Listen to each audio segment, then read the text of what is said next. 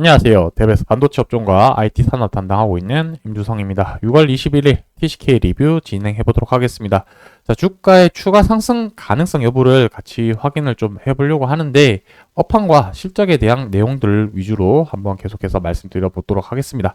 현재 전방 시장에 대한 투자 포인트 부분들은 어떤 것이 있는지 같이 한번 이야기를 나눠보고요. 그리고 실적 기반으로 해서 목표 주가는 얼마 정도 나올 수 있을지에 대한 내용을 같이 한번 또 나눠보도록 하겠습니다. 그리고 마지막으로는 상승, 하락, 양 방향성에 대한 시나리오들을 같이 한번 체크를 해볼 테니까 좋아요, 구독 한 번씩 눌러주시고 영상 시청해 주시면 감사하겠습니다. 자, 먼저 현재 전방 시장에 대한 투자 포인트들 관련된 내용들을 뉴스 기사를 보면서 하나씩 살펴보도록 하겠습니다. TCK 관련된 레포트 자료 내용 일부를 발췌를 해서 뉴스 기사가 나오게 되었는데 여기서 내용을 하나 좀 살펴보자면은 이제 신한투자증권에서 관련된 레포트 자료인데 비포마켓 구조적 성장 회복이라고 적혀져 있는데 여기서 비포마켓이라는 용어가 하나 나오게 됩니다.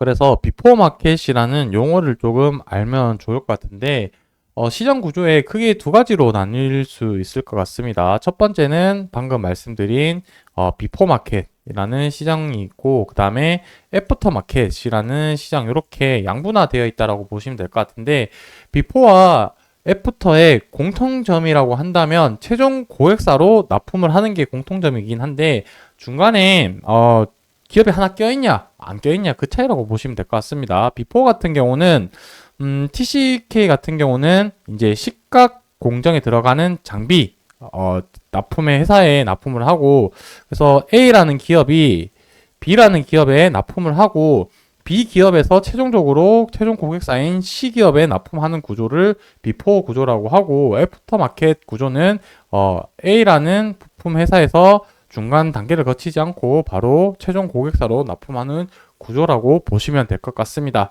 자, 그렇다면 이 비포 마켓과 애프터 마켓의 차이점이라고 한다면 이 부분은 최종 고객사 입장 기준으로 보면 좋을 것 같습니다. 비포 마켓 같은 경우는 중간에 책임을 질 수 있는 중간 과정에 기업이 하나 있기 때문에 품질을 보장받을 수가 있고 다만 유통 마진이라고 해야 될까요? 중간에 아무래도 이 단계가 한 번 더 거치기 때문에 가격이 비싸다라는 단점이 있습니다. 그래서 비포 마켓 같은 경우는 신규 라인 셋업을 할 때 보통 이런 식으로 해서 품질 확보 때문에 비포 마켓 그 제품을 많이 사용을 하고 애프터 마켓 같은 경우는 이제 특징이 반대라고 이해를 하시면 될 것 같습니다. 가격이 싸지만 품질이 조금 떨어질 수 있다라는 점. 하지만 어느 정도 라인이 안정화되고 품질이 확인이 되었을 때는 원가 절감 목적으로 해서 애프터 마켓 시장을 많이 사용을 한다라고 이런 시장 구조를 알면 좋을 것 같고 자, 지금 투자 포인트는 일단은 첫 번째는 이제 반도체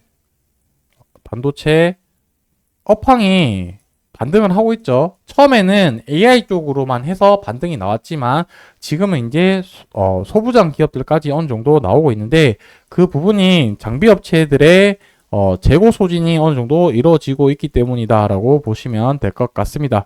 자, 그리고 북미랑 국내 장비사향 비포마켓 실리콘 카바이드 포커스링이 공급이 문제 없이 이제 재개가 되면서 실적 정상화에 진입을 하고 있다라고 보시면 될 것 같습니다. 실적 진입 정상화 이렇게 키 포인트가 3개라고 보시면 될 것 같은데 요 3개 근거로 해서 실적이 이제 좋아질 가능성이 높다라는 가능성을 지금 제시를 해놨고 24년도 매출 비중이 이제 거의 한 2,800억 정도 되고 영업이익이 900억 정도로 이렇게 예상을 하고 있는 추세다 이렇게 보시면 될 것 같습니다. 자, 여기서 이제 목표 주가를 15만 원으로 이렇게 좀 제시를 해놨는데 이 부분이 어떻게 이루어졌는지 예상 실적 컨센서스를 보면서 한번 같이 이야기를 나눠보도록 하겠습니다.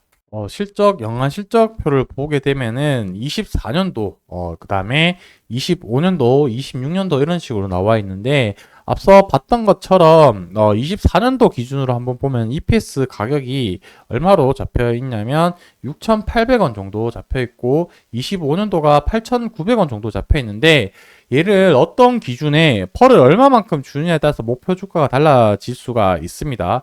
그래서 그 아까 봤던 기준으로 봤을 때는 아무래도 대략적으로 EPS를 7,000원 정도로 잡고 그다음에 EPS 펄을 한 21배 정도로 어느 정도 가능 잡아서 계산은 한 것 같은데 제가 생각하는 부분은 25년도 EPS로 충분히 계산해도 가능하지 않을까라고 생각을 하는데 그 부분이 한 9,000원 정도 잡고 펄을 한 20배 정도 잡는다고 하면 목표 주가는 저는 15만원 넘어서 한 18만원까지는 충분하지 않을까라고 생각을 하고 있습니다.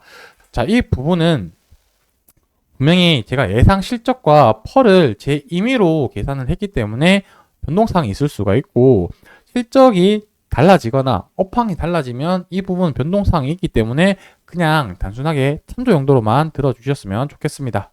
자, 그래서 이제 최근에 6월 14일 날 신고가가 나왔었고 52주 신고가가 나왔었고 이 부분이 이제 실적이 개선이 된다라고 봤을 땐 저는 충분히 전고점을 터치하러 가지 않겠냐라고 생각을 하는데 이제 좀 지켜봐야 되겠죠. 주가 자체는 고점도 높여가고 있는 추세고 저점도 높여가고 있는 이런 우상향 추세를 지금 그리고 있는 상태이기 때문에 조금 더 이제 긴 호흡으로 바라봐도 좋은 시점이지 않을까라고 생각을 합니다. 지금 단기적으로는 저항을 맞고 떨어지고 20일 이동 평균선에서 지지를 받으면서 다시 반등한지 여부를 좀 지켜봐야 되는 중요한 위치지 않을까라고 생각을 하고 있습니다.